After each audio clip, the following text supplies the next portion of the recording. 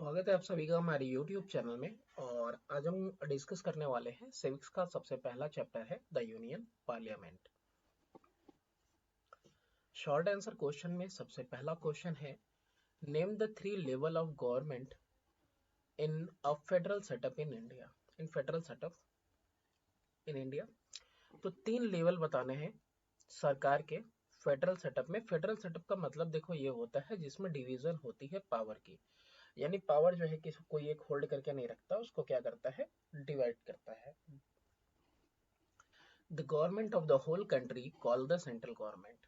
तो पहला लेवल ये है कि जो वो पूरे जो है कि देश की सरकार है उसको क्या नाम दिया गया है, सेंट्रल गवर्नमेंट, यानी कि केंद्रीय सरकार। फिर इसके बाद दूसरा आता है the government component units called the state. अब ये कंपोनेंट यूनिट का मतलब क्या होता है, कंपोनेंट मतलब होता है उसका भाग, तो जो कंपोनेंट यूनिट यानी कि ये जो राज्य है उन्हीं की बात कर रहा है सरकार के, तो वहाँ पे स्टेट गवर्नमेंट है। फिर third level of federalism was added in the form of panchayat in villages, कि तीसरा जो लेवल है फेडरलिज्म का वो ऐड किया गया था पंचायत के फॉर्म में, गांव में, और जो है कि नगर निगम में, शहरों में, जिसको कि लोकल गवर्नमेंट भी कहा जाता है। तो ये तीन स्तर की सरकार है हमारी। तो पहला है केंद्र सरकार, दूसरा है राज्य सरकार, और तीसरा ये आपका नगर निगम और पंचायत।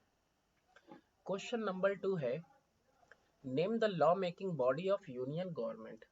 ये जो यूनियन गवर्नमेंट है उसका लॉ मेकिंग बॉडी कौन सा है। तो ये जो यूनियन गवर्नमेंट का लॉ मेकिंग बॉडी है वो है आपका यूनियन लेजिस्लेचर। तो यूनियन लेजिस्लेचर जिसको कि हम लोग और क्या बोलते हैं, पार्लियामेंट भी कहते हैं या संसद भी कहते हैं। तो यही मेन लॉ मेकिंग बॉडी है यूनियन गवर्नमेंट की। ठीक है, और इसके जो है कि दो हैं इसमें हाउसेस, है ना, एक है आपका लोकसभा और दूसरा है आपका राज्यसभा।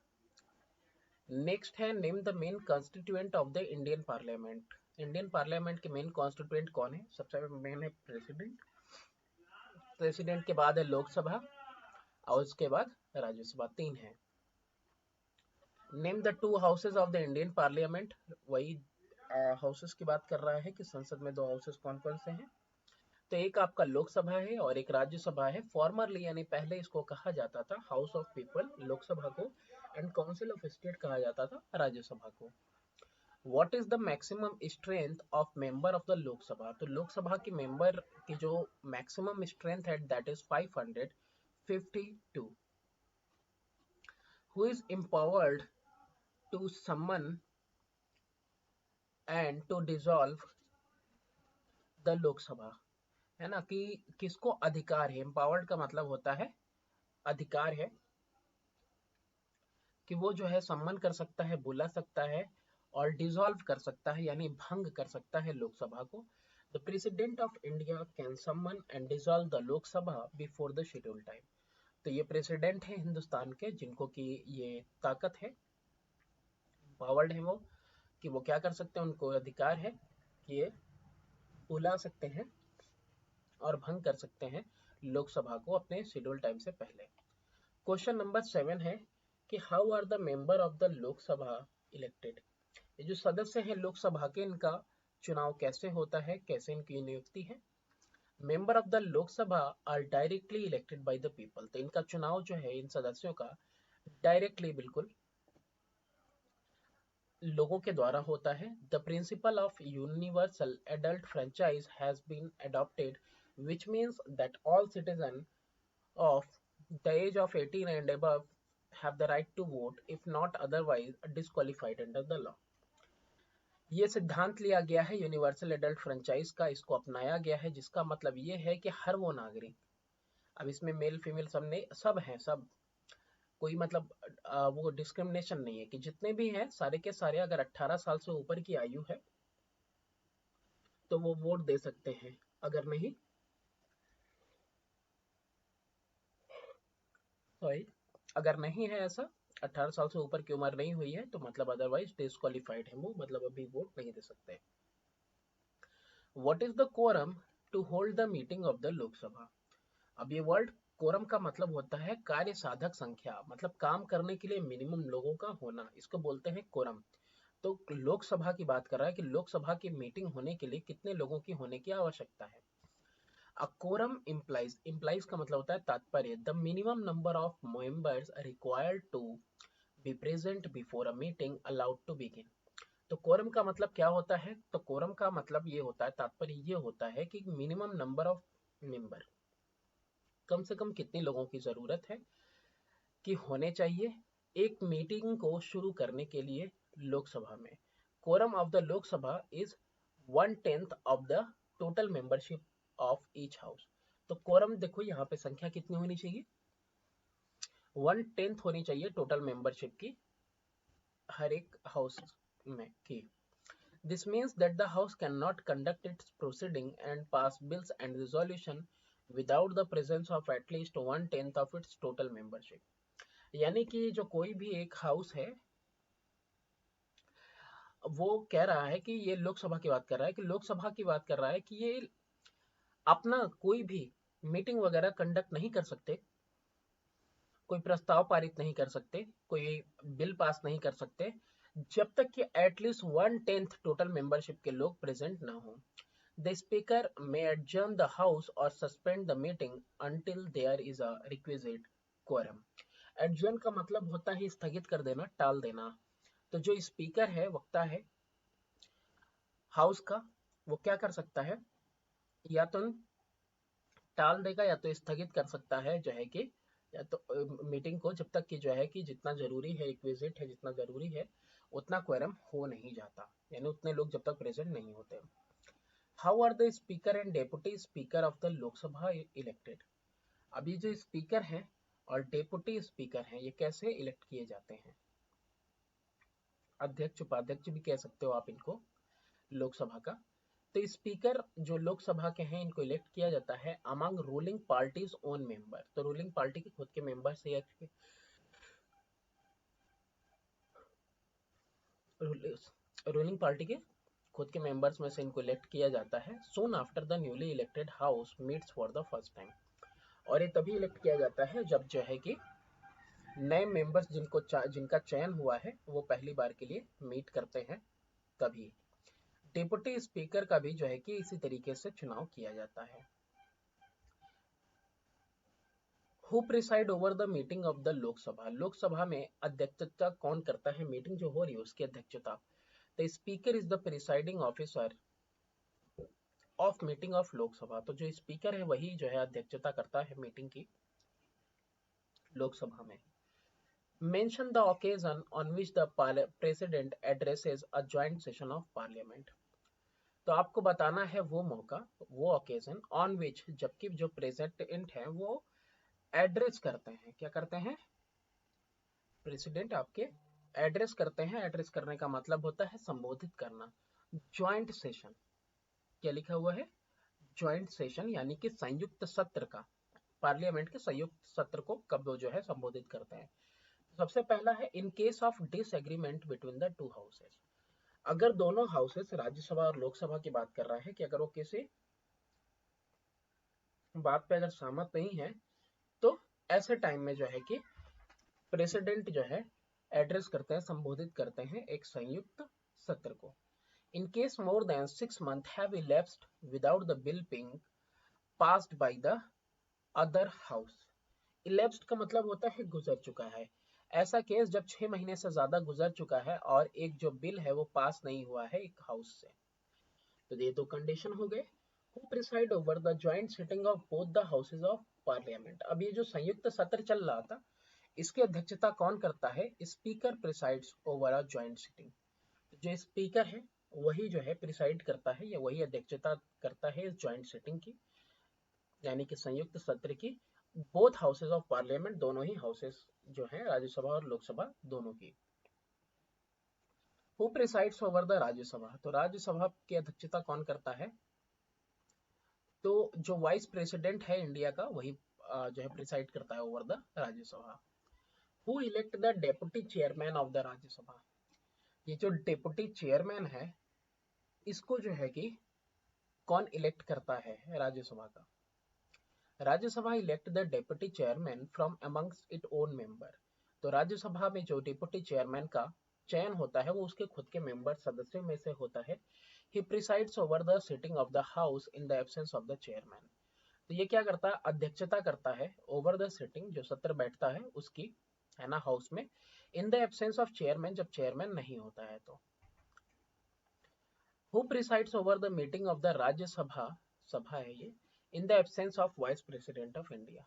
कौन अध्यक्षता करेगा मीटिंग की, राज्यसभा की मीटिंग की, इन द एब्सेंस ऑफ, अगर वाइस प्रेसिडेंट जो है कि नहीं है, एब्सेंट है, तो deputy chairman perform all functions, वो सारे कार्य करता है कौन, डेप्यूटी चेयरमैन, और ड्यूटीज सारे कर्तव्य निभाता है of the chairman in his absence, जब वो एब्सेंट रहते हैं।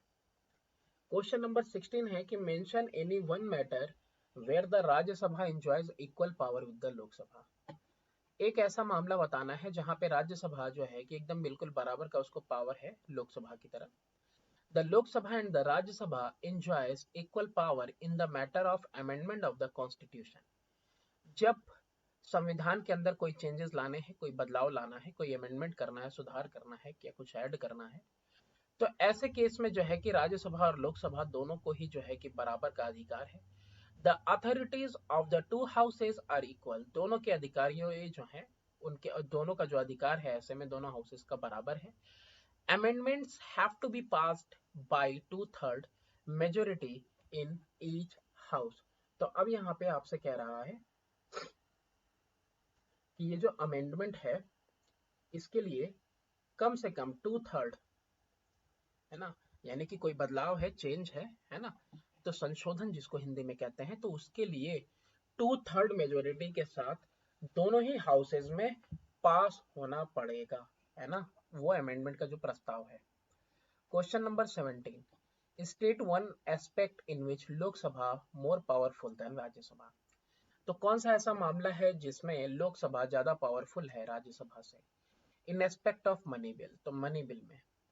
The position of Lok Sabha is superior to the Rajya Sabha as the latter merely possesses the power to delay the passing of such bills by 14 days। तो ऐसे में देखो लोकसभा ज्यादा ऊपर है, सुपीरियर है राज्यसभा से, क्योंकि जो राज्यसभा है, लेटर उसी के लिए यूज किया गया है राज्यसभा के लिए, उसके पास महज इतना पावर है कि 14 दिन तक जो है कि डिले कर सकता है मनी बिल को। If it does not return the bill, अगर बिल को रिटर्न नहीं करता है within 14 days, it is deemed to have passed by Rajya Sabha, मान लिया जाता है कि राज्यसभा ने इसको पास कर दिया है। More over a money bill can only be first introduced in the Lok Sabha. और एक और बात है कि जो मनी बिल है सिर्फ और सिर्फ कहाँ इंट्रोड्यूस होता है पहली बार, लोकसभा में भी, और लोकसभा में ही। What do we mean when we say that Rajya Sabha is permanent body? जब हम कहते हैं कि राज्यसभा एक परमानेंट बॉडी है तो इसका मतलब क्या है। Rajya Sabha is a permanent house as it is not subject to dissolution, क्योंकि ये जो है ना इसका पूरी तरह से, ये पूरी तरह भंग नहीं होता है, डिसोल्यूट नहीं होता है। 1/3 of its member retire at the end of every second year, इसके 1/3 जो मेंबर होते हैं हर दूसरे साल के अंत में रिटायर हो जाते हैं। And new members are elected to fill the vacant seat, और नए मेंबर्स का चयन किया जाता है इनकी जगह भरने के लिए। What is the term of office of Rajya Sabha member, सभा है तो क्या टर्म है ऑफिस का राज्यसभा के एक सदस्य के। The Rajya Sabha is a permanent house, है तो परमानेंट हाउस है, hence it can not be dissolve, पूरी तरह भंग नहीं होता। Each member is elected for a term of 6 year, 6 साल के लिए हर एक मेंबर को इलेक्ट किया जाता है। 1/3 ऑफ इट्स टोटल मेंबर्स, 1/3 जो टोटल मेंबर के हैं, retire at the end of every 2 year, हर 2 साल के अंत में इनका रिटायरमेंट हो जाता है। And the equal number of new member are elected to fill the vacancies caused by the retirement of 1/3 member. और जितने लोग 1/3 रिटायर होते हैं उतने ही 1/3 लोगों का चयन किया जाता है इस पद को भरने के लिए। The old members can be री इलेक्टेड, जो रिटायर हो रहे हैं उनमें से भी, जो ओल्ड मेंबर्स हैं उनमें से भी चयन किया जा सकता है। Name the body which elect the Rajya Sabha member, तो कौन है जो कि इलेक्ट करता है राज्यसभा के सदस्यों को। Member of the Rajya Sabha are elected by the elected members of the legislative assemblies in accordance with a system of proportional representation by means of a single transferable vote. जो सदस्य हैं राज्यसभा के, उनका चयन किया जाता है चयनित किए हुए सदस्यों के द्वारा, जो कि स्टेट यानी कि राज्य के विधानसभा के हैं। इन अकॉर्डेंस विद अ सिस्टम, एक सिस्टम रहता है उसमें प्रोपोर्शनल रिप्रेजेंटेशन का, यानी कि अनुपात के हिसाब से, प्रोपोर्शन के हिसाब से, अनुपात के हिसाब से। और ये सिंगल ट्रांसफरेबल वोट के द्वारा होता है। सिंगल ट्रांसफरेबल वोट को हिंदी में कहते हैं एकल संक्रमणीय मत। What is the maximum gap allowed between the to parliamentary session? तो जो सत्र है संसद का, तो सबसे मैक्सिमम गैप कितना अलाउ हो सकता है दो सेशन के बीच में? तो मैक्सिमम 6 महीने का। नेक्स्ट है आपका, who is the ex officio chairperson of the Rajya Sabha?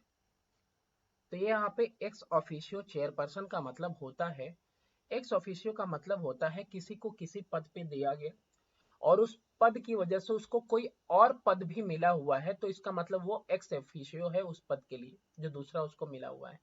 तो एक्स ऑफिशियो चेयरपर्सन कौन है राज्यसभा का? तो वो है vice president. What is an adjournment motion? Adjournment का मतलब हम लोग पहले ही देख चुके हैं। एडजर्नमेंट मोशन का मतलब होता है स्थगित करने वाला, स्थगन प्रस्ताव। An adjournment motion means a proposal to lay aside all other business and to take up a definite matter of urgent importance.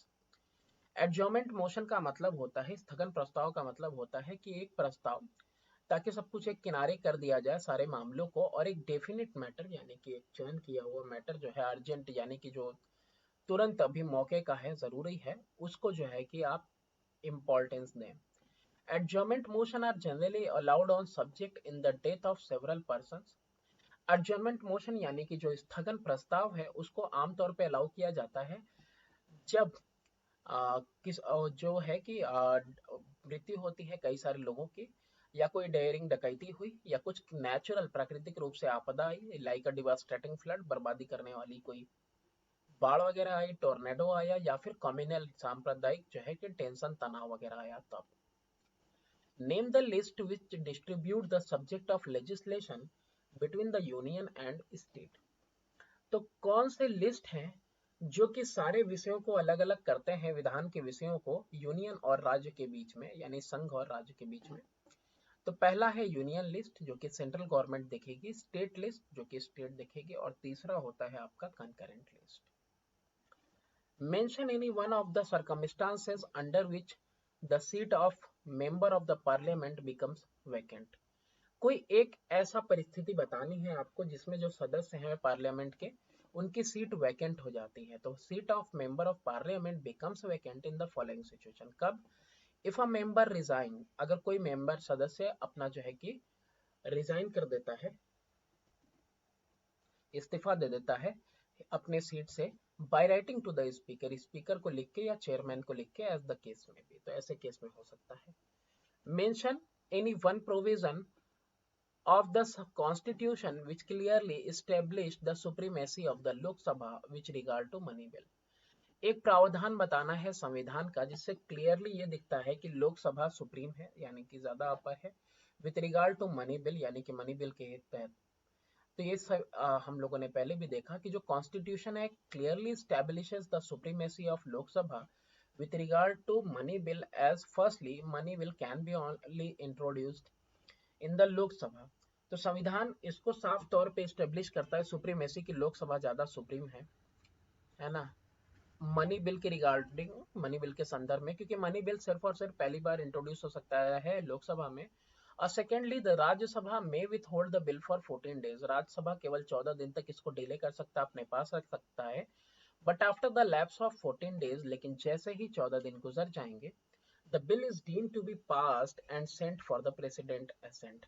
और फिर बिल जो है कि मान लिया जाता है 14 दिन अगर हो गया तो मान लिया जाता है कि बिल जो है अब पास कर दिया गया है राज्यसभा की तरफ से, और उसको जो है राष्ट्रपति के जो है एसेंट के लिए भेज दिया जाता है।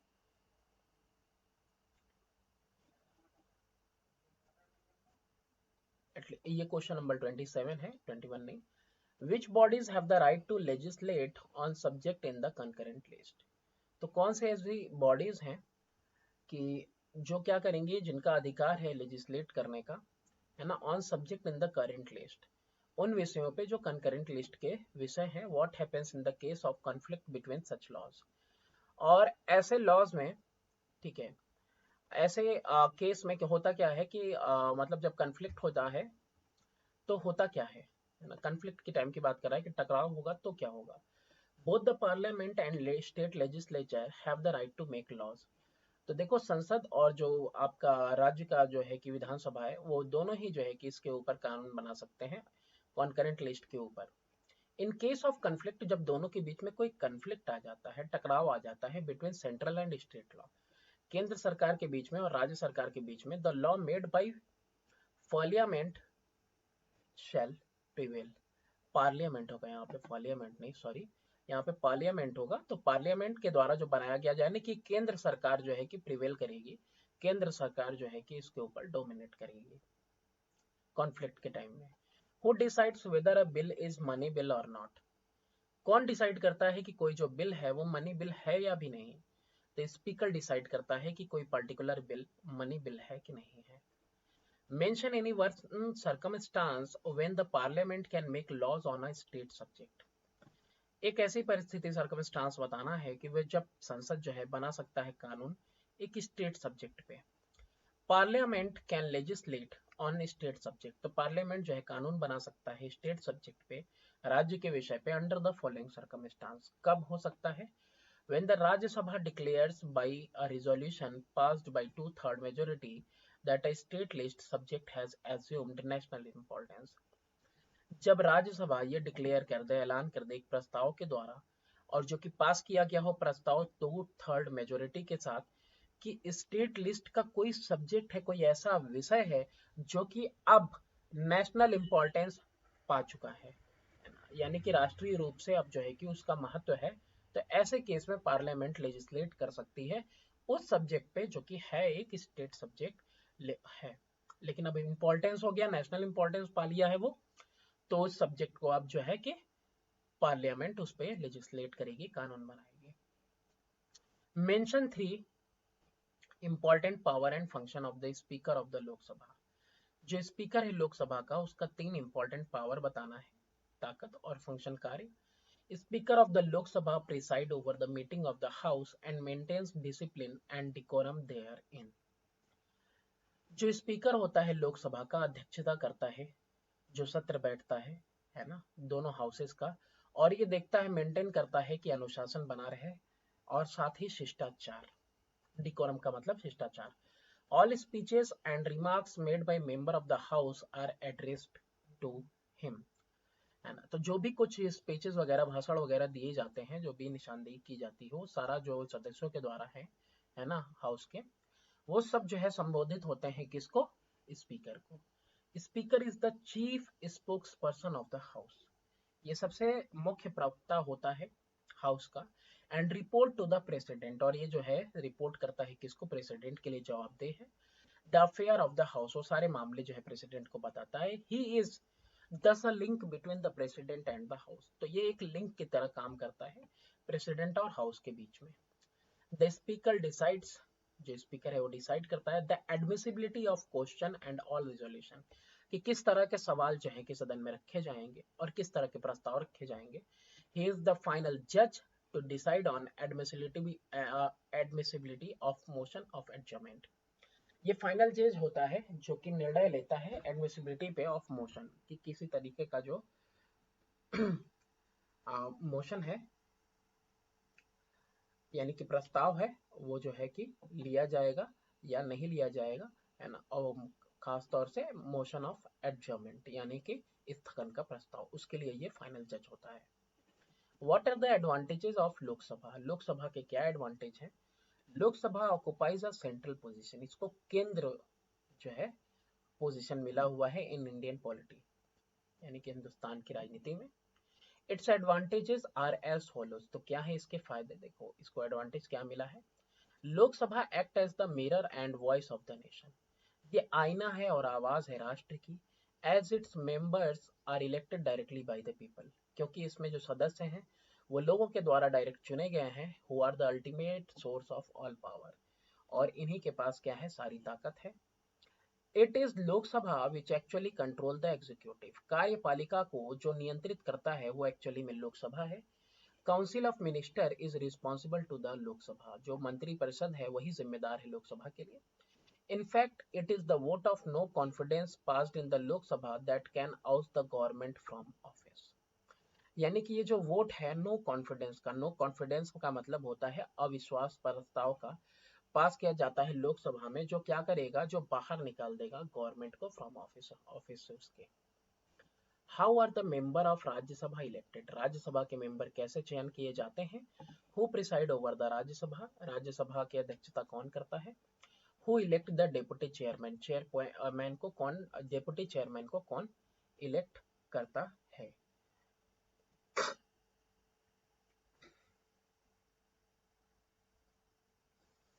तो the member of the Rajya Sabha are elected by the elected member of the legislative assemblies in accordance with the system of proportional representation by means of a single transferable vote.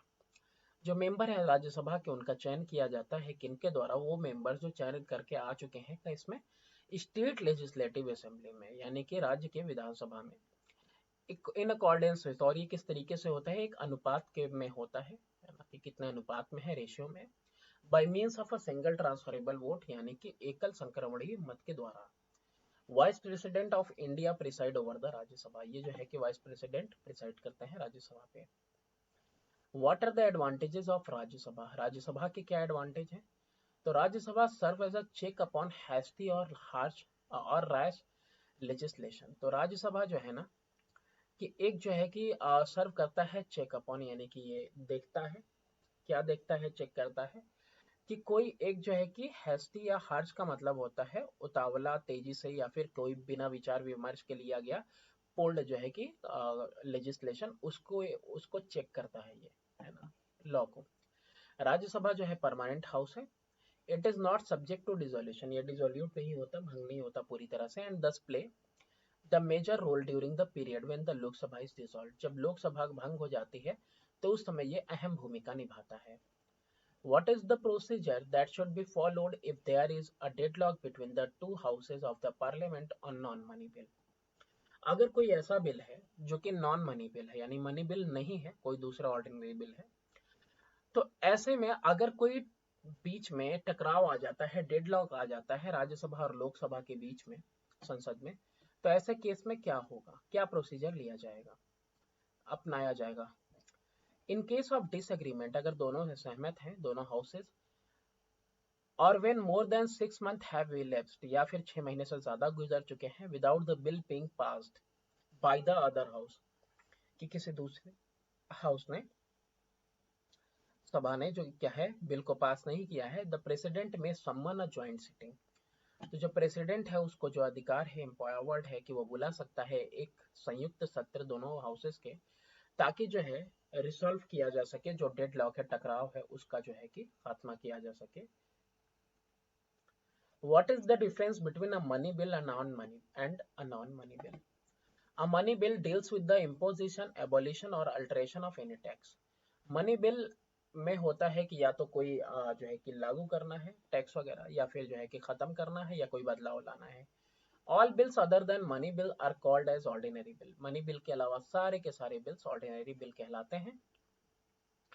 Secondly, a money bill can be introduced only in Lok Sabha, money bill सिर्फ और सिर्फ लोकसभा में introduce हो सकता है, whereas ordinary bill can be introduced in either of house of the parliament. तो ordinary bill चाहे तो राज्यसभा चाहे तो लोकसभा कहीं भी जो है इंट्रोड्यूस हो सकता है।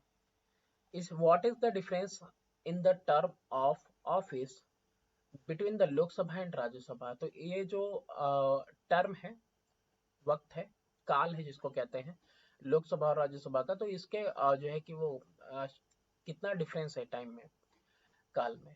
तो member of Lok Sabha is elected for a period of 5 year, तो लोकसभा का जो सदस्य है वो 5 साल के लिए चयन होता है उसका, और राज्यसभा का जो होता है उसका 6 साल के लिए चयन होता है। Explain the following terms, motion of thanks, quorum and the zero hour. Motion of thanks क्या होता है, debate on president address takes the form of a motion of thanking the president for his speech. जो debate होता है president address पे, यानी कि जो संबोधित होता है और जिसको कि प्रेसिडेंट संबोधित करते हैं, वही फॉर्म ले लेता है मोशन का, वैसे प्रस्ताव का, जो thanking the president for his speech, कि जो है कि खुद राष्ट्रपति ने अपनी स्पीच दी उसके लिए उनको थैंक करना। It is moved by some member and seconded by another member. In fact, it provides an opportunity for the discussion of matter referred to in the address. Later, the Prime Minister replies to the debate.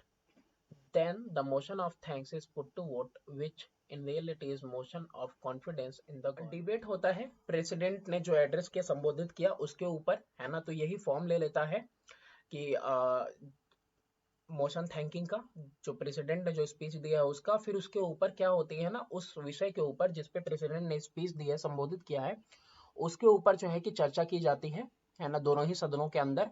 In fact ये एक मौका होता है कि discussion किया जाए उन मामलों के ऊपर जो कि राष्ट्रपति ने संबोधित किया है। बाद में इस डिबेट के ऊपर जो है प्राइम मिनिस्टर यानी अपने प्रधानमंत्री भी रिप्लाई करते हैं, और फिर जो ये जो मोशन है थैंक्स का, इसको जो है वोट के लिए जो है कि रखा जाता है। और इसको सच में रियलिटी में जो है कि ये एक तरह का मोशन ऑफ कॉन्फिडेंस है, यानी विश्वास प्रस्ताव है इन द गवर्नमेंट, कि गवर्नमेंट में किसको किसको विश्वास है। तो ये सत्र के शुरुआत में किया जाता है ना। पहले की उपलब्धियां गिनाई जाती हैं और बाद का एजेंडा फिक्स किया जाता है, तो प्रेसिडेंट इसको एड्रेस करते हैं।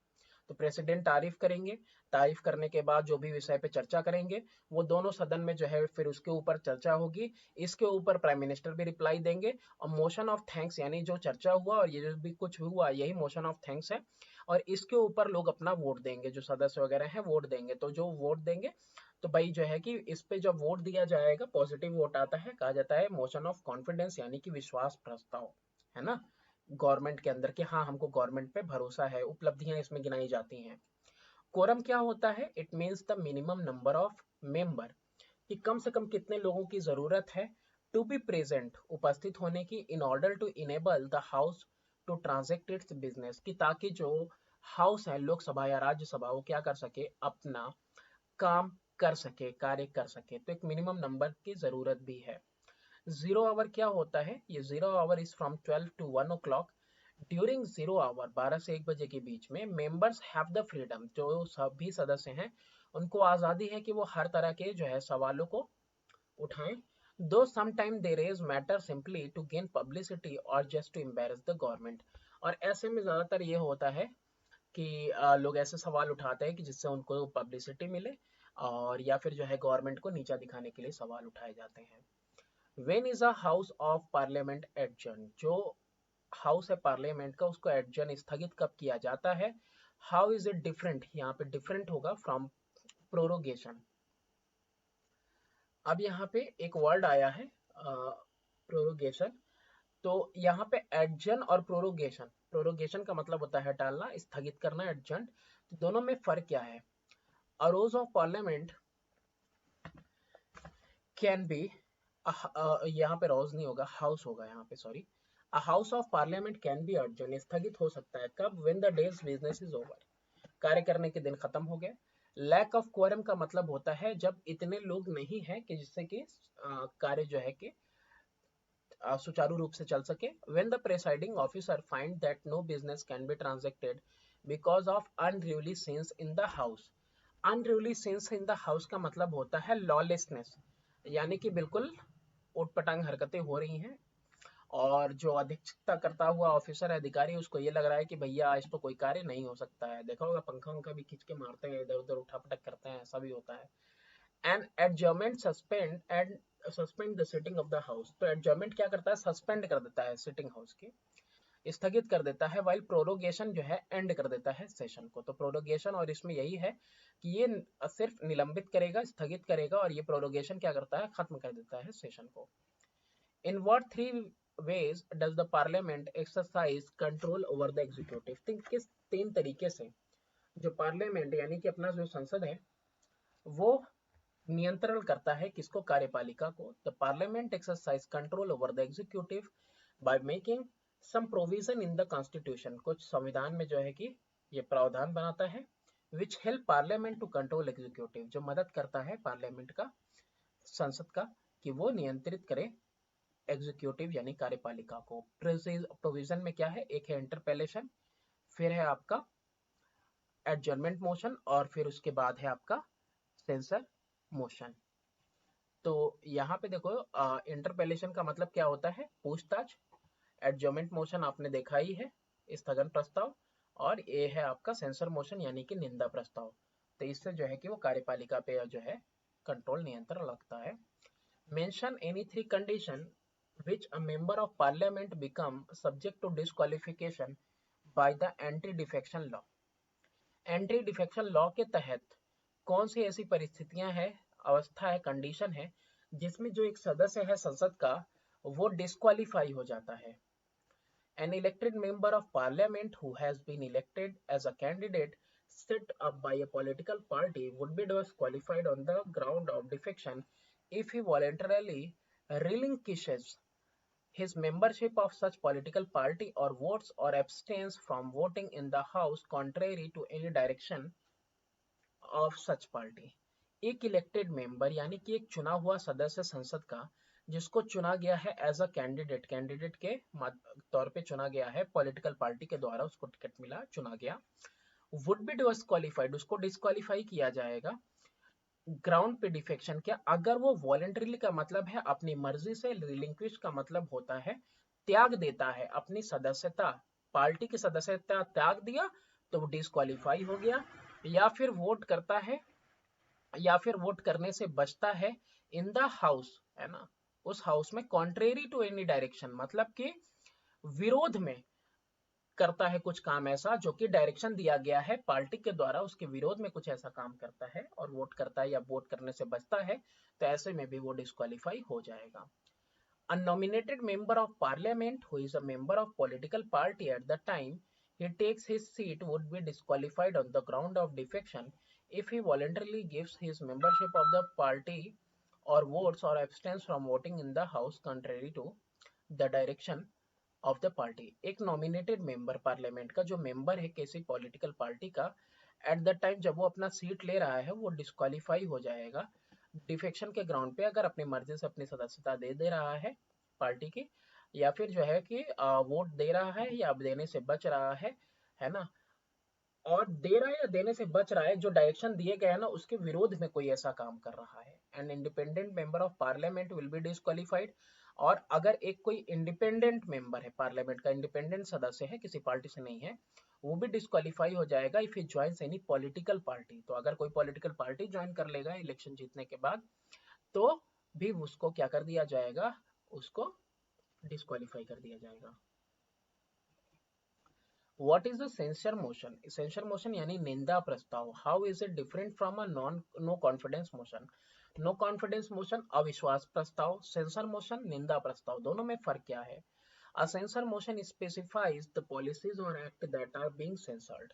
सेंसर मोशन निंदा प्रस्ताव स्पेसिफाई करता है उन नीतियों को, उन नीतियों की निंदा वगैरह, वो उन नीतियों को जो है कि वो स्पेसिफाई करता है जिनकी निंदा की जाती है। ये डिफरेंट होता है नो कॉन्फिडेंस मोशन से, अविश्वास प्रस्ताव से। As the member has to state reason for moving the motion, क्योंकि ऐसे में जो मेंबर है ना उनको वो रीजन बताना पड़ता है, कारण बताना पड़ता है इस मोशन के लिए। वाइल अ मोशन जो नो कॉन्फिडेंस का होता है उसमें कोई जो है कि जरूरत नहीं है, need not record the ground on which it is based, कि किस बेस पे जो है कि आप जो है अविश्वास प्रस्ताव ला रहे हैं, तो उसमें जरूरत नहीं होती है। लेकिन अगर आप वो निंदा कर रहे हैं तो उसमें आपको बताना पड़ेगा रीजन। तो यही फर्क होता है। What is meant by residuary power? Residuary का मतलब ही समझ सकते हो, रेसिजुअरी का मतलब रेसिड्यू समझते हो ना, बचा हुआ। तो रेसिजुअरी पावर का तात्पर्य होता है, इम्प्लाइज का मतलब तात्पर्य, the power of parliament to make laws with respect to all those matter, उन सारे मामलों पे संसद जो है कि अपना कानून बनाएगी या देखेगी, which are not mentioned in any of the three list, जो तीनों लिस्ट में नहीं है, यानी स्टेट लिस्ट, यूनियन लिस्ट और कंकरेंट तीनों में नहीं है, उसके ऊपर काम करेगी। तो इसको बोलते हैं रेसिजुअरी पावर। तो ये जो पावर है उसके ऊपर बनाने की, जो तीनों लिस्ट में नहीं है, उसको बोलते हैं residuary power. With reference to the power of union parliament, union parliament का जो पावर है उसके संदर्भ में state the following.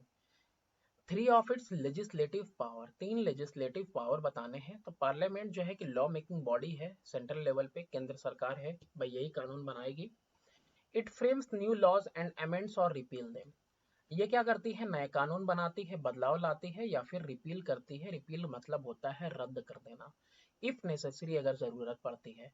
On all 97 subject of the union list and all residuary subject which have not found in a place in any of the list, 97 पूरे विषय हैं जिसके ऊपर यूनियन लिस्ट काम करती है, और बाकी सारे जो तीनों में नहीं है उस पर भी यही काम करती है। ये तो हम लोगों ने देख लिया रेसिड्यूरी पावर में, है ना, कि रेसिड्यूरी सब्जेक्ट जो बचे खुचे विषय हैं उस पर भी यही जो है कानून बनाती है। As far as the 47 subject in the concurrent list are concern, जो 47 सब्जेक्ट कंकरेंट लिस्ट में है, बोथ द पार्लियामेंट, दोनों ही पार्लियामेंट संसद और स्टेट लेजिस्लेचर जो राज्य सरकार है वो दोनों ही बना सकते हैं, उनको दोनों को अधिकार है कानून बनाने का। But if any state laws come into conflict with the central law, देखो यही वो पावर वाले में देखे थे हम लोग, कि अगर कोई ऐसा वक्त आता है जब टकराव हो जाए, एक कानून बनाया स्टेट गवर्नमेंट ने, एक कानून बनाया सेंट्रल गवर्नमेंट ने, तो सेंट्रल गवर्नमेंट वाला जो कानून है वो प्रिवेल करेगा, यानी कि ये डोमिनेट करेगा। The union parliament have the sole right to amend the constitution, although in certain cases these amendments should also be ratified by a majority of the states can in no case initiate an amendment to the constitution। जो union parliament है इसके पास इकलौता अधिकार है कि ये संविधान के अंदर कोई बदलाव कर सके। ऑल्दो कुछ ऐसे केसेस होते हैं जहां पे कि जो बदलाव है वो रेटिफाई होना चाहिए, यानी कि उसकी मंजूरी होना चाहिए मेजोरिटी ऑफ स्टेट से, स्टेट उसकी मंजूरी दे कि हाँ ये बदलाव किया जाए। State can in no case, तो जो स्टेट है, राज्य है, किसी केस में इनिशिएट नहीं कर सकती है अमेंडमेंट। मंजूरी देना अलग बात है, इनिशिएट करना अलग बात है, तो इनिशिएट नहीं कर सकती है। 3 of it's financial power, 3 financial power बताने हैं। तो पहला है annual budget, statement of source of income and the item of expenditure for the coming year is presented in the parliament by union minister for finance with the prior approval of the president. जो statement होता है कि किस तरह से जो source होगा income का, कैसे जो है कि पैसे इकट्ठे करने हैं, कैसे जो है कि पैसा जो है कि किस तरह से आएगा और क्या किन किन चीजों पे, किन विषयों पे खर्चा होगा, है ना, आने वाले सत्र में, आने वाले साल में, ये सब जो है कि प्रेजेंट किया जाता है संसद के अंदर यूनियन मिनिस्टर या फिर के द्वारा, है ना, फाइनेंस के लिए। और इस पे अप्रूवल होता है किसका, प्रेसिडेंट का। The parliament is empowered, parliament को अधिकार है to vote a cut in budget और to reject it as a whole. तो संसद चाहे तो इसके अंदर कोई सुझाव दे कि भाई नहीं इसमें कुछ कटौती करो, या फिर चाहे तो पूरी तरह से इसको रिजेक्ट कर सकती है। कंसोलिडेटेड फंड ऑफ इंडिया, ये संचित निधि कहते हैं इसको, कंसोलिडेटेड फंड को। Some item of the budget are changed from the consolidated fund of India, कुछ जो आइटम है बजट के वो चार्ज किए जाते हैं, सॉरी चेंज नहीं, चार्ज किए जाते हैं संचित निधि से। Parliament has right to debate over this item, तो इसके ऊपर वो पार्लियामेंट संसद चाहे तो बहस कर सकती है, but it can not vote on them, लेकिन इसके ऊपर वो वोट नहीं कर सकती। सैलरी और allowances on the minister of parliament, ये फाइनेंशियल पावर है, और ये प्रिविलेज है ऑफ द पार्लियामेंट। पार्लियामेंट को प्रिविलेज है, मतलब विशेष अधिकार है, प्रिविलेज का मतलब टू डिसाइड, किस डिसाइड करते हैं सैलरीज वगैरह और भत्ता वगैरह ऑफ इट्स ओन मेंबर्स, के खुद के मेंबर्स को क्या दिया जाए, and also those of minister, के दूसरे नेताओं को, और चीफ जस्टिस को और जजेस को जो सुप्रीम कोर्ट के हैं और हाई कोर्ट के हैं उनका, ये सारा का सारा जो है वेतन है और भत्ता है कि यही डिसाइड करते हैं। तो ये सब जो है कि पावर है, फाइनेंशियल पावर है किसका, पार्लियामेंट का हमारे। 4 ऑफ इट्स एडमिनिस्ट्रेटिव और एग्जीक्यूटिव पावर, तो 4 इसके जो है प्रशासनिक या फिर कह सकते हो कार्यपालिका वाले पावर्स। तो पार्लियामेंट एक्सरसाइज करता है control over government through different ways, अलग अलग तरीके से जो पार्लियामेंट है वो जो है कि नियंत्रण रखता है सरकार अलग अलग तरीके से। कैसे गवर्नमेंट के ऊपर संसद जो है कि कंट्रोल रख रही है। पहला है question hour, an hour a day in the daily routine of the power parliament. ये क्वेश्चन आवर जो होता है 1 घंटा होता है डेली, है ना, रूटीन में है, पार्लियामेंट के डेली में है। वेन इन सेशन सत्र के अंदर is reserved for asking question from the government, कि ये वो समय है जिसमें सिर्फ और सिर्फ आप सवाल पूछो, किससे, सरकार से। The members can ask any question relating to the administration of the state and the ministers are obliged to answer them. अब यहाँ पे जो मेंबर है वो कोई भी सवाल पूछ सकते हैं प्रशासन से, जो स्टेट का प्रशासन है, और जो मंत्री हैं ऑब्लाइज्ड है, बाधित है भाई, उनको जवाब दे हैं वो जवाब देंगे। वोट ऑफ नो कॉन्फिडेंस यानी कि अविश्वास प्रस्ताव। If a government floats the constitution and act in a contravention of the provision thereof, the government can be voted out of office by passing a vote of no confidence against them, and in such case the whole ministry has to resign. अब देखो, government अगर float करती है, floats का मतलब होता है refuse करती है टू ओबे समथिंग, है ना, अगर वो इनकार कर देती कोई चीज मानने से, है ना, या फिर एक्सेप्ट करने से संविधान का, और एक्ट करती है contravention of the provision thereof, है ना, तो ऐसे केस में जो प्रावधान मिला है ना, उसके खिलाफ जाती है। तो जो गवर्नमेंट है कैन बी वोटेड आउट, तो इसको जो है कि बाहर किया जा सकता है उसके ऑफिस से। इसमें अविश्वास प्रस्ताव जो है कि पारित किया जाएगा उनके खिलाफ में, और ऐसे केस में जो पूरी की पूरी मिनिस्ट्री है उसको क्या करना पड़ेगा, रिजाइन देना पड़ेगा। मॉनेटरी कंट्रोल कैसे करती है? Parliament can hold the string of the government tight bye voting a cut in the annual और सप्लीमेंट्री बजट। तो यहाँ पे संसद क्या कर सकता है कि उसको खींच के रखे रख सकता है, बांधे रख सकता है। स्ट्रिंग्स का मतलब होता है धागे से बांध के रखना, है ना, जोड़े रह सकता है, गवर्नमेंट को टाइटली खींचे रह सकता है बाई वोटिंग अ कट, है ना, कि एक कट किया जाए एनुअल या सप्लीमेंट्री जो बजट है उसके अंदर, और a cut in the salaries या फिर वेतन में मिनिस्टर्स की सैलरीज के in face opposition from the treasury benches. और जो है कि अगर कोई ऑपोजिशन, यहाँ पे जो ट्रेजरी बेंचेस दिया हुआ है ना, ट्रेजरी बेंचेस का मतलब होता है फ्रंट रो, जो सबसे सामने की रो होती है ऑफ द गवर्नमेंट साइड की, जिसो की वो हाउस ऑफ द कॉमन्स की, उसको बोल रहा है ना। तो ये लोग अगर अपोज करते हैं तो ऐसे केस में क्या कर सकता है कि ये वेतन वगैरह जो मिनिस्ट्री अगर की है उस कम कर सकता है, और या फिर जो बजट है उसके अंदर कटौती की जा सकती है। अदर मोशन ऑफ सेंसस, दूसरे मोशन जो है सेंसस के क्या है? Parliament can exercise it control over the government by a number of other motion, बहुत सारे दूसरे प्रस्ताव हैं जिसके हिसाब से जो है कि कंट्रोल कर सकती है, नियंत्रण कर सकती है, जैसे कि एडजर्नमेंट मोशन है, स्थगित प्रस्ताव है, रिजेक्शन ऑफ गवर्नमेंट बिल्स है कि गवर्नमेंट बिल्स को रिजेक्ट कर देना, which if passed amount to no confidence, कि अगर पास भी होते हैं तो वो जो है कि अमाउंट करेंगे नो कॉन्फिडेंस यानी अविश्वास प्रस्ताव लेके आएंगे। नेक्स्ट है with reference to the composition of the Lok Sabha, Lok Sabha के कंपोजिशन के हिसाब से answer the following question.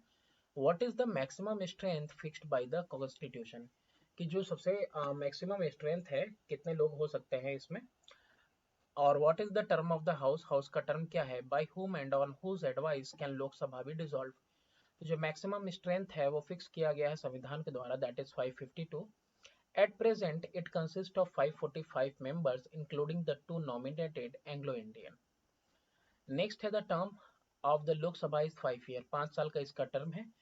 It can be dissolve before the expiry of its normal term, ये जो है कि इसका विलियन वो ये डिजॉल्व हो सकती है, इसका ये भंग हो सकती है अपने जो है कि नॉर्मल टेन्योर से पहले भी। किसके द्वारा? प्रेसिडेंट के द्वारा, on advice of the prime minister, prime minister की सलाह पे।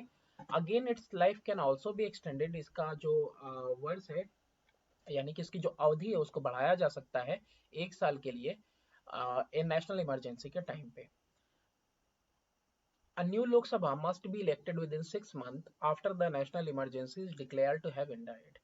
तो यहाँ पे नेशनल इमरजेंसी में 1 साल अगर बढ़ा दिया तो उसके बाद 6 महीने के अंदर अंदर आपको जो है कि नया लोकसभा आपको जो है कि बिल्कुल इलेक्ट करना है विद इन 6 मंथ, खत्म होते ही इमरजेंसी। लोकसभा में B dissolve by the president before the expiry of it's term on advice of prime minister, तो प्राइम मिनिस्टर के, ठीक है, तो लोकसभा जो है डिसॉल्व तब भी हो सकती है प्रेसिडेंट के द्वारा भंग की जा सकती है on advice of prime minister की, अगर प्राइम मिनिस्टर की सलाह हो तो। State any 3 qualification needed to contest for the Lok Sabha seat, तो लोकसभा सीट के लिए अगर आपको कंटेस्ट करना है तो क्या क्वालिफिकेशन आपके पास होनी चाहिए? तो अगर आप सदस्य बनना चाहते हैं लोकसभा के, a person should possess the following qualification. He should be a citizen of India, Hindustan का सबसे पहली बात है कि वो नागरिक हो। He should have attained 25 years of age, 25 साल की उम्र हो चुकी हो। He must possess such other qualification as may be prescribed under any law made by parliament. संसद द्वारा अगर कोई और दूसरा जो है कि वो प्रिस्क्राइब किया गया है, कोई कानून बनाया गया है, तो उस तरह की भी कोई क्वालिफिकेशन उसके पास होनी चाहिए। He must be a registered voter in any of the parliamentary constituencies. तो एक रजिस्टर्ड वोटर भी होना चाहिए पार्लियामेंट्री कंस्टिट्यूएंसीज का में। Give two reason to justify how the Lok Sabha is more powerful than Rajya Sabha. आपको कारण बताना है कि कैसे जो लोकसभा है वो ज्यादा पावरफुल है राज्यसभा से, तो वो ज्यादा पावरफुल है राज्यसभा से with respect to financial relation में, है ना, इन फाइनेंशियल स्फीयर, है ना, यानी कि फाइनेंशियल के क्षेत्र में, स्फीयर में Rajya Sabha is weaker then the Lok Sabha. Rajya Sabha जो है कि वो लोकसभा से वीकर क्यों है? क्योंकि money bill can be introduced only in Lok Sabha. सिर्फ और सिर्फ जो है कि लोकसभा में इंट्रोड्यूस होगा, राज्यसभा बस 14 दिन तक रख सकता है। Rajya Sabha can delay the passage of a money bill for a period of 14 days only. 14 दिन तक सिर्फ ये डिले कर सकता है। After the lapse of 14 days, 14 दिन गुजर गए, तो आफ्टर इट सबमिशन हुआ है और 14 दिन गुजर गए, bill is considered to have been passed by both the house. तो मान लिया जाता है कि हाँ भाई राज्यसभा ने भी पास कर दिया है, और फिर उसके बाद बिल को भेज दिया जाता है प्रेसिडेंट की सहमति के लिए, कंसेंट के लिए। With reference to the power and function of the speaker of the Lok Sabha state the following, कि क्या क्या जो है कि अधिकार हैं और क्या कार्य हैं जो स्पीकर है उसके लोकसभा में। तो आपको बताना है कि तीन फंक्शंस, तीन कार्य तो जिससे कि रेगुलेट होती है प्रोसीडिंग हाउस की। तो सबसे पहली चीज है कि जो प्रिसाइडिंग ऑफिसर यानी जो अध्यक्षता करता हुआ ऑफिसर है लोकसभा में, उसी को स्पीकर कहते हैं। He enjoys the following power, तो देखो उसको निम्न अधिकार है और ये इतना पावर जो है एंजॉय करता है। Power to regulate proceeding of the house, ये रेगुलेट करता है प्रोसीडिंग वगैरह हाउस की। इसके अलावा the speaker preside over the meeting of the house, जो मीटिंग होती है ना उसकी अध्यक्षता यही करता है। All speeches and remarks made by member of the house are address to him, तो जो भी भाषण वगैरह है जो भी है वो सब कुछ संबोधित की जाती हैं किसको? स्पीकर को। All the bill pass by the houses are authenticated by his signature, जितना भी बिल वगैरह पास किया गया है उसको ऑथेंटिकेशन कब मिलेगी? इनके सिग्नेचर के द्वारा मिलेगी, इनके सिग्नेचर के बाद ही मिलेगी। फिर इसके बाद है it is the speaker who decide whether a particular bill is money bill और नॉट, तो ये स्पीकर ही होता है प्रिसाइडिंग ऑफिसर जो कि डिसाइड करता है कि कोई बिल मनी बिल है या नहीं है। Decision of the speaker thereon shall be final, और स्पीकर का डिसीजन ही फाइनल होता है। Speaker interpret the rules of procedure of the house for which his rulings are final, speaker ही व्याख्या करता है उन सारे नियमों की जो प्रोसीड करने के लिए हैं हाउस को, और इसका जो है निर्णय वही फाइनल है, इसी का रूलिंग फाइनल है। मतलब कि स्पीकर जिस व्याख्या करेगा उसी हिसाब से इन लोगों को रूल करना है एंड इन लोगों को एक्ट करना है। He has a casting vote in case of deadlock, अगर कोई डेडलॉक हो गया दोनों के बीच में, यानी कि राज्यसभा लोकसभा के बीच में, तो ये क्या करेगा? इनके पास एक वोट होता है ना। डेडलॉक मतलब है टकराव, असहमति हो गई तो the speaker checks out the timetable of the house and allots time to various items on the agenda of the house. He fixes priority and decides what matter should be discussed first and what later. तो अब यहाँ पे कह रहा है कि जो ये जो आपका स्पीकर है ये क्या करता है? ये टाइम टेबल निर्धारित करता है, ठीक है, और अलॉट करता है टाइम की कितना टाइम चाहिए किसी वेरियस आइटम के लिए। कोई एजेंडा वगैरह है, अगर कोई मुद्दा वगैरह है हाउस के अंदर तो उसको कितना समय देना है। ही फिक्सेस प्रायोरिटी यानी कितनी तरजीह देनी है, और डिसाइड करता है, निर्णय लेता है कि कौन सा मैटर पहले डिस्कस किया जाए और कौन सा बाद में। एनी थ्री डिसिप्लिनरी फंक्शंस, अनुशासन वाले तीन फंक्शन कार्य। तो जो स्पीकर है प्रिजर्व करता है ऑर्डर इन द हाउस, कि प्रिजर्व रहे, सुरक्षित रहे ऑर्डर हाउस के अंदर। He can suspend a member from the house, एक मेंबर को ये सस्पेंड कर सकता है, निलंबित कर सकता है हाउस से फॉर मिसकंडक्ट, अगर उसने कोई गलती की, कोई हाँ जो मिसकंडक्ट किया, और एडजर्न द हाउस, और भंग भी कर सकता है यह हाउस को in case of grave disorder, ठीक है। तो ग्रेव डिसऑर्डर के केस में ये क्या कर सकता है? भंग भी कर सकता है। It is duty to safeguard the privilege of the member of the house. ये ड्यूटी रहती है कि सुरक्षा कहे ये उनके विशेषाधिकारों की, जो सदस्य हैं हाउस के उनके विशेषाधिकार की सुरक्षा करना, ये भी जो है कि डिसिप्लिनरी फंक्शन है स्पीकर का। If the speaker is of the opinion that word और words used in debate are indecent or unparliamentary, he may remove such word from the proceeding of the house। अगर speaker को ऐसा लगता है, उसकी राय है कि कुछ ऐसे शब्द हैं जो कि संसद में नहीं लेना चाहिए, तो ऐसे शब्दों को वो जो है कि रिमूव कर सकता है ना, from the proceeding of the house. Any 4 administrative function, तो 4 एडमिनिस्ट्रेटिव फंक्शन में पहला ये है कि ये मुख्य स्पोक्स पर्सन वक्ता होता है हाउस का और रिपोर्ट करता है प्रेसिडेंट को जो भी मामले हैं हाउस के, और इसीलिए ही thus a link between the president and the house, president और हाउस के बीच में ये एक लिंक है। The speaker receives all petition and document address to the house.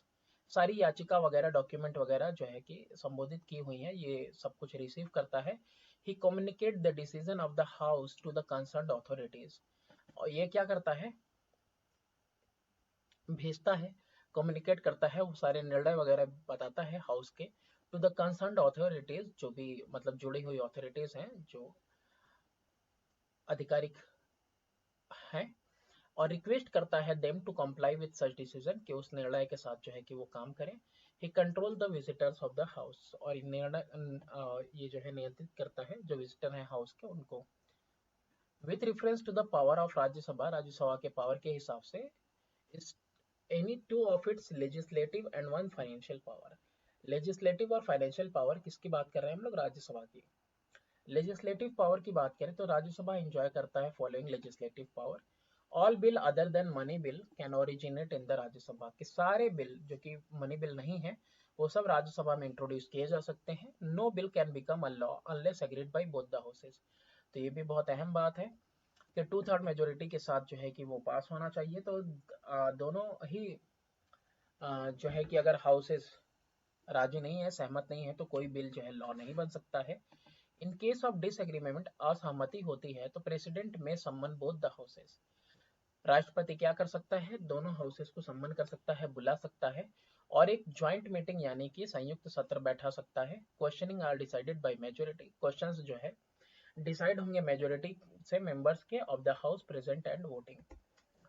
जितने लोग प्रेजेंट है वहां पे और जिस तरह से वोटिंग होगी उसके हिसाब से जो है कि ये डिसाइड होगा कि किस तरह के जो है कि सवाल उठेंगे।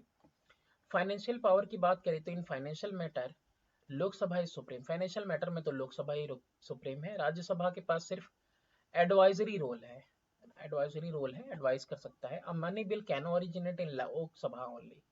मनी बिल अगर है तो सिर्फ और सिर्फ लोकसभा में आएगी। After a money bill has been passed by Lok Sabha, Lok Sabha में पास होने के बाद it is sent to Rajya Sabha, Rajya Sabha में भेज दिया जाता है रिकमेंडेशन के लिए। The Rajya Sabha must return the bill to the Lok Sabha, Rajya Sabha को जरूरी है कि वो बिल भेजे लोकसभा को with in a period of 14 days, 14 दिन के अंदर विद इट्स रिकमेंडेशन, और अगर लैप कर जाता है तो मान लिया जाता है कि राज्यसभा ने पास कर दिया। 3 एडमिनिस्ट्रेटिव पावर ऑफ लोकसभा, तो 3 एडमिनिस्ट्रेटिव पावर क्या है, जो कॉन्स्टिट्यूशन है यानी अपना जो संविधान है, hold the council of minister responsible only to the Lok Sabha. तो जो मंत्री परिषद है, मंत्री परिषद है, यही जो है कि जिम्मेदार है लोकसभा के लिए। दो the Rajya Sabha can also exercise control over it, Lok Sabha अरे सॉरी राज्यसभा भी जो है कि एक्सरसाइज कर सकता है कंट्रोल यानी नियंत्रण कर सकता है। कैसे, बाय मीन्स ऑफ क्वेश्चन, सवालों के जरिए, डिस्कशन के जरिए और डिबेट के जरिए। मोर ओवर मिनिस्टर में be appointed from its members, minister यानी नेता भी जो है कि अपॉइंट किए जा सकते हैं उनके सदस्यों में से। Constitution permits a minister, constitution जो संविधान है वो परमिट करता है, परमिशन देता है एक मिनिस्टर को who is not a member of the Rajya Sabha, Rajya Sabha का मेंबर नहीं है, कि take part in its proceeding, की प्रोसीडिंग में हिस्सा ले सके। However he has no right to vote, proceeding में हिस्सा ले सकता है लेकिन उसको जो है वोट करने का कोई अधिकार नहीं है। टू ऑफ इट्स एक्सक्लूसिव यानी स्पेशल पावर की बात करें तो constitution recognizes the Rajya Sabha as the house representing the state of the Indian union, राज्य को ये जो है कि संबोधित करता हुआ, रिप्रेजेंट करता हुआ, प्रतिनिधित्व करता हुआ ये जो है हाउस है Rajya Sabha. Therefore it enjoys some special power, तो कुछ खास इसके पास अधिकार है। ये एक्सक्लूसिव है राज्यसभा के लिए और ये जो है लोकसभा के लिए नहीं है। फर्स्टली राज्यसभा में in the national interest declare और by a resolution that parliament should make laws with to a matter in the state list। तो यहाँ पे पहली बात यह है कि जो राज्यसभा है में इन नेशनल इंटरेस्ट यानी कि राष्ट्र हित में डिक्लेयर कर सकता है एक प्रस्ताव के जरिए कि पार्लियामेंट को जो है कि कानून बनाने हैं उस मैटर पे जो स्टेट लिस्ट में है। सेकेंडली इट में वो डिक्लेयर कर सकता है कि creation of knew all India services is in national interest, कि जो नया ऑल इंडिया सर्विस सेवा है वो जो है कि राष्ट्र के हित में है। देयर अपॉन पार्लियामेंट में by law create new service, तो इस तरीके से जो है कि पार्लियामेंट एक नई सेवा जो है कि चालू कर सकता है देश में। Thirdly resolution for impeaching the vice president can be initiated only by Rajya Sabha. प्रस्ताव जो है इम्पीचिंग के लिए वाइस प्रेसिडेंट के ये इनिशिएट हो सकता है सिर्फ राज्यसभा में। Fourthly Rajya Sabha has the power to constitute और abolish the second house in the state legislative. तो आखिर क्या है कि राज्यसभा के पास पावर है कि कॉन्स्टिट्यूट करे, संगठित करे या फिर एबॉलिश करे, है ना, कि कोई सेकेंड हाउस को इन द स्टेट लेजिस्लेटिव यानी कि राज्य के विधानसभा में ये क्या कर सकता है, या तो कॉन्स्टिट्यूट कर सकता है या तो एबॉलिश कर सकता है। With reference to the differences in power of the two houses, दोनों हाउसेस के में जो पावर्स हैं उसके डिफरेंस के हिसाब से, what is the difference in term of office between the Lok Sabha and Rajya Sabha. तो राज्यसभा और लोकसभा का जो काल है उसके बीच में कितना मतलब डिफरेंस है। मेंबर ऑफ लोकसभा जो है वो इलेक्ट होता है 5 साल के लिए, जबकि राज्यसभा का मेंबर 6 साल के लिए, ये डिफरेंस है। What is the procedure that should be followed if there is a deadlock between the two houses of the parliament on a non-money bill? तो क्या प्रोसीजर, क्या तरीका अपनाना है अगर कोई टकराव आ गया, असहमति आ गई दोनों हाउसेस के द्वारा एक जो है कि नॉन मनी बिल पे। In case of disagreement between the two houses और when more than 6 month have elapsed, या तो जो है कि डिसएग्रीमेंट हो या तो 6 महीने बीत गए हो, गुजर चुके हैं, without the bill being passed by the other house, कि दूसरे हाउस से जो बिल पास नहीं हुआ, प्रेसिडेंट में सम्मन, प्रेसिडेंट जो है बुला सकता है संयुक्त सत्र दोनों हाउसेस का ताकि वो रिसॉल्व किया जाए deadlock. What is the difference between a money bill and a non money bill. Money bill में क्या होता है कि वो या तो इम्पोजिशन होगा टैक्स का, या तो एबॉलिशन होगा टैक्स का, खत्मा होगा टैक्स का, या किसी तरह का उसमें बदलाव होगा, अल्टरेशन होगा टैक्स का। और जितने भी बिल हैं अदर देन मनी बिल और कॉल्ड ऑर्डिनरी बिल। सेकेंडली ये भी वह है कि जो मनी बिल है सिर्फ और सिर्फ लोकसभा में इंट्रोड्यूस होगा, वेयर ऑर्डिनरी बिल दोनों हाउसेज में कहीं भी इंट्रोड्यूस हो सकता है। Question number 6, the union legislature is a controlling body. जो यूनियन लेजिस्लेचर है आपका वो एक कैसा बॉडी है, एक कंट्रोलिंग बॉडी है, ठीक है। विधान संघ की बात कर रहा है और ये किसके लिए है, यूनियन एग्जीक्यूटिव के लिए है। इस कॉन्टेक्स्ट में डिस्क्राइब करना है फॉलोइंग प्रोसीजर को। क्वेश्चन आवर, क्वेश्चन आवर को इंटरपेलेशन भी बोलते हैं, ये एक ही में है। Member of parliament reserve the right to ask question in regard to the policies of the union government. जो संघ सरकार है उसके लिए जो मेंबर्स हैं ना पार्लियामेंट के, उन्होंने जो है कि रिजर्व करके रखा है अधिकार, सवाल पूछने का अधिकार उन नीतियों के बारे में जो कि सरकार की हैं।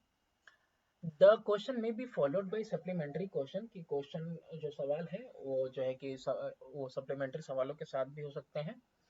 फॉर सीकिंग मोर इन्फॉर्मेशन, ताकि और इन्फॉर्मेशन लिया जा सके। A part of time on agenda, the time table of parliament is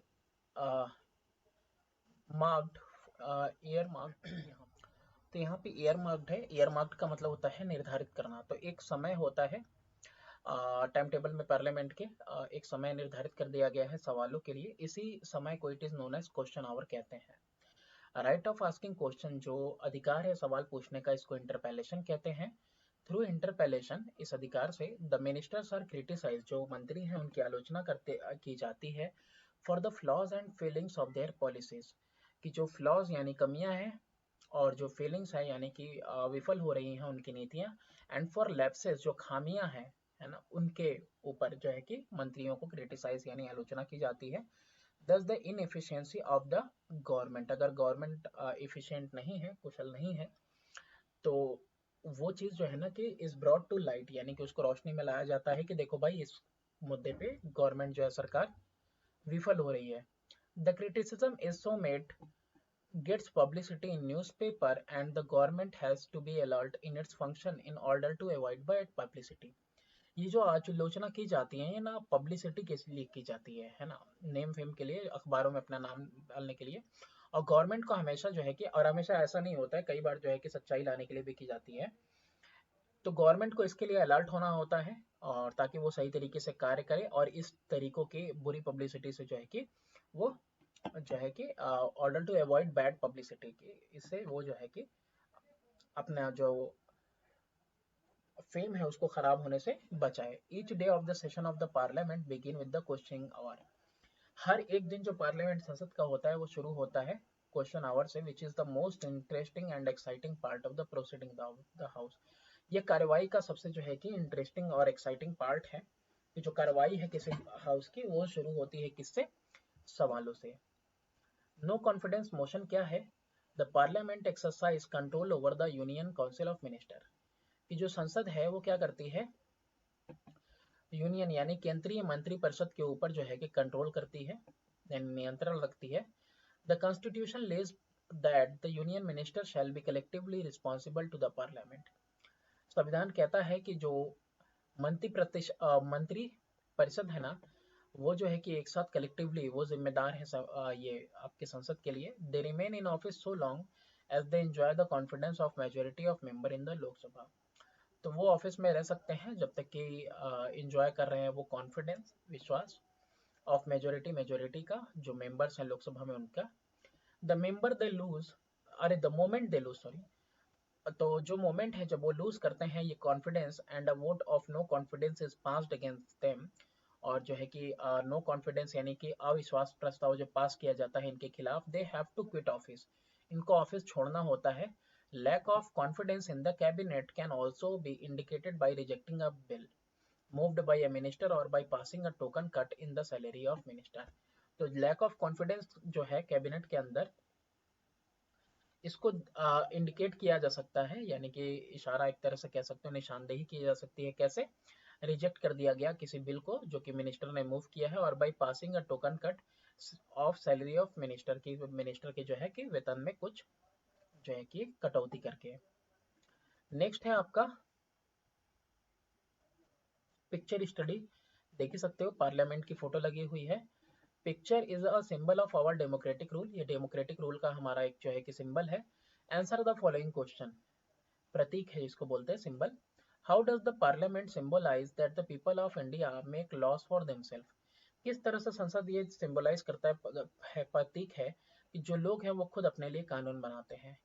in a democracy, एक लोकतांत्रिक देश में, the people are their own master, के लोग जो है खुद के मास्टर है, मालिक हैं। Ours is a representative democracy where people exercise their sovereign power through their elected representative। तो अपना देश ऐसा है जो कि लोकतांत्रिक है, जहाँ पे प्रतिनिधि जो है कि लोग खुद चुनते हैं अपने सोवरिन पावर को इस्तेमाल करके, यानी हर आदमी को अधिकार है वोट देने का, हर आदमी को सौभाग्य प्राप्त है कि वो जो है सरकार चुनने में जो है कि योगदान दे। The parliament is a body of people's representative, तो लोगों द्वारा जो चुने गए नेता है, प्रतिनिधि हैं, वो जाते हैं। Who have supreme power of government in a democratic country, और यही चुने हुए जो प्रतिनिधि होते हैं लोगों के द्वारा, इन्हीं के पास जो है कि सारा का सारा पावर वेस्ट करता है। डेमोक्रेटिक कंट्री है ये, तो इनके हाथों में पावर है, कानून बनाते हैं। Suppose you want to become a member of parliament, अगर मुझको एक सदस्य बनना है संसद का, तो क्या क्वालिफिकेशन मेरे पास होने चाहिए, क्या मेरे पास सारी क्वालिफिकेशन है या नहीं, तो क्यों? क्वालिफिकेशन क्या होने चाहिए? इंडिया का सिटीजन हो, 25 साल की उम्र हो चुकी हो, और लोकसभा के लिए कम से कम 30 साल के लिए 25 साल लोकसभा के लिए, और जो है 30 साल राज्यसभा के लिए, उसका नाम इलेक्टोरल रोल्स में हो, निर्वाचन वाला जो रोल है उसमें हो। इसके अलावा he should be not be insolvent, यानी कि he should not be in डेप्ट and should have the ability to meet his financial commitment, और वित्तीय कोई अगर उसने जो है कि कमिटमेंट कर दी तो क्या करे, वो उसको कोई वादा वगैरह अगर कर दे तो उसको क्या करना पड़े, उसको कोई दिक्कत ना हो, है ना, कोई प्रतिबद्धता ना हो। He should not hold any office of profit under the government, sir government में उसका कोई दूसरा कोई ऑफिस वगैरह होल्ड ना करता हो। He should not be a proclaimed criminal, अरे भाई कोई जो है कि वो मुजरिम वगैरह ना हो। He should not be of unsound mind, यानी कि अस्वस्थ दिमाग का भी ना हो। Imagine that when you grow up, जब तुम बड़े होते हो, you will be given a chance to be an MP, member of parliament बनने का चांस मिलेगा। Would you like to be an MP in the Lok Sabha और राज्यसभा, किस में जाना चाहोगे, क्यों? तो देखो पार्लियामेंट में दो हाउसेज हैं, एक तो राज्यसभा एक लोकसभा है। Participation and collaboration of both the houses are needed for all legislative function, सारे विधायी कार्य के लिए दोनों हाउसेज का कोलैबोरेशन जरूरी है, दोनों का साठगांठ मिलन जरूरी है। However the constitution recognises the superiority of the Lok Sabha, और किसी तरीके से देख सकते हो कि संविधान जो है कि वो किसको सुपीरियर मानता है लोकसभा को over Rajya Sabha. If I were given a chance, अपनी अपनी बात लिखनी है, अगर मुझे मौका मिलेगा to become a member of parliament, I would prefer to be an MP in the Lok Sabha, Lok Sabha में जाना चाहूंगा क्योंकि ये डायरेक्टली इलेक्ट किए जाते हैं लोगों के द्वारा। ठीक है, Lok Sabha is also given an upper hand in many matters concerning the parliament, तो पार्लियामेंट जिस मुद्दे पे जो है कि बात कर रहा है या कोई बहुत सारे ऐसे मामले होते हैं जिसमें जो है कि तरजीह दी जाती है लोकसभा को, इसीलिए मैं लोकसभा में ही जाना चाहूंगा। तो this is the end of this chapter. Thank